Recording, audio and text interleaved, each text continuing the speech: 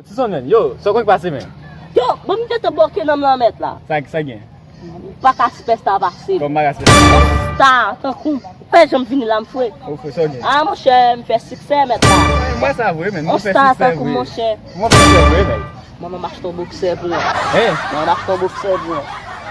Ka e seks men sa? Yo sta mi an ou met la. Yo, e so va chanji don tan men, non tan ba de ka kampe devon kon sa? Ah, mon cher, bon, gen boxe kon ya, mon cher, baka kan. E mwen tou, e so kon sakrifis fè mwen tou men.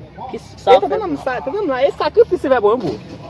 Te nan fè gwo sakrifis mwen la men. Ya chte prime de la kwa moun konen. Si zi, da chè mwen chè, zi va sakrifis mwen men. Men sa y fè kon sakrifis ou vwe, debi mwen fèt yo a mwen fè sa pwen non men. Mwen achete boxe.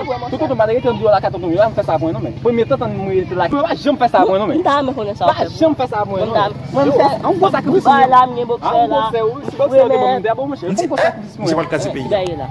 Kote mwen ta fwe, tata mwen chè yon boss mwen bou, yon boss dan. Bosse dan bosse. Mwen gen dan sa mwen, mwen do bosse dan vwe.